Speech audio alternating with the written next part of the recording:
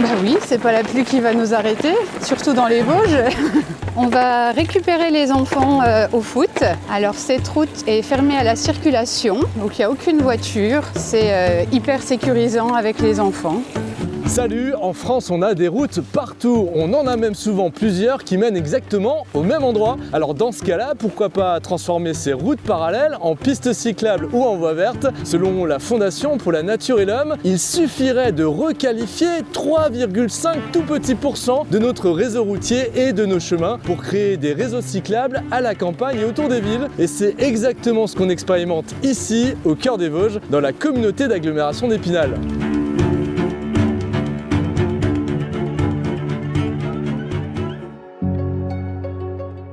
Alors il est bien sûr indispensable d'avoir des pistes cyclables en milieu urbain, c'est-à-dire en ville, c'est ce qui a été fait. La ville a été passée en zone 30 et certaines voies ont pu bénéficier d'aménagements cyclables importants. Par contre, en milieu rural, nous avons la chance de disposer d'un réseau viaire absolument extraordinaire et donc il est facile de les transformer en voies cyclables ou en voies vertes. C'est ce qu'on appelle le réseau tactique, dont le critère que nous avons retenu, c'est de choisir des itinéraires sur lesquels un ado peut se déplacer sans risque, de même qu'une famille avec des petits enfants. Il a donc fallu abaisser la vitesse. Par exemple, c'est le cas de Vaudéville où on est passé de 80 à 50. Ça permet de mieux cohabiter, de se respecter entre les vitesses des vélos et des voitures. Il y a un peu plus de sentiment de sécurité en fait. Il y a d'autres secteurs où on avait par exemple deux routes parallèles, une départementale sur laquelle il était impossible de faire une piste cyclable compte tenu de son étroitesse, et puis une deuxième route beaucoup plus communale où on a pu passer assez facilement à 30 à l'heure, ce qui en a favorisé bien sûr l'usage pour les vélos. Et puis il y a aussi des routes qu'on peut fermer complètement à la circulation, c'est le cas entre Honcourt et Taon-les-Vosges, ça n'a nécessité aucun investissement, la route est circulable à vélo en toute sécurité.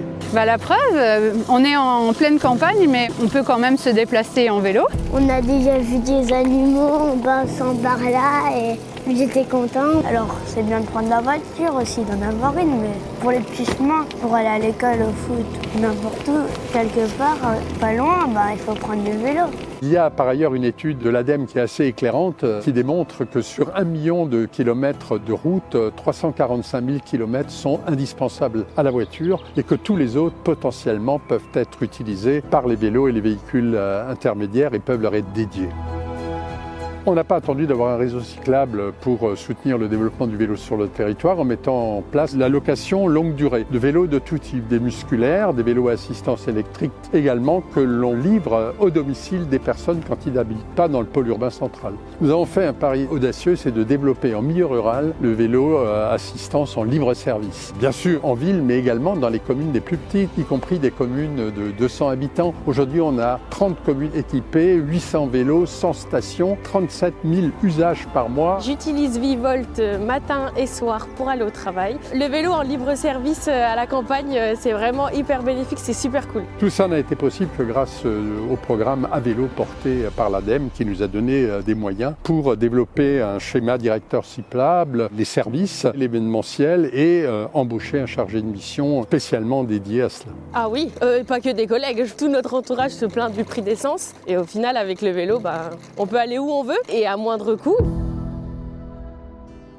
Autour de chez vous, existe-t-il des routes comme celle-ci qui demain pourraient être réservées aux vélos ou aux véhicules intermédiaires? Dites-moi tout ça en commentaire. Et bien sûr, pensez à vous abonner pour découvrir la France cyclable. Dans le prochain épisode, nous irons dans le sud-ouest pour découvrir une transhumance d'un nouveau genre. Une caravane de vélos passe d'un village à un autre pour faire découvrir la pratique. Alors à très vite sur les vélos, même sous la grêle. Allez, salut! These days are running slow. Sunsets and shores far from home.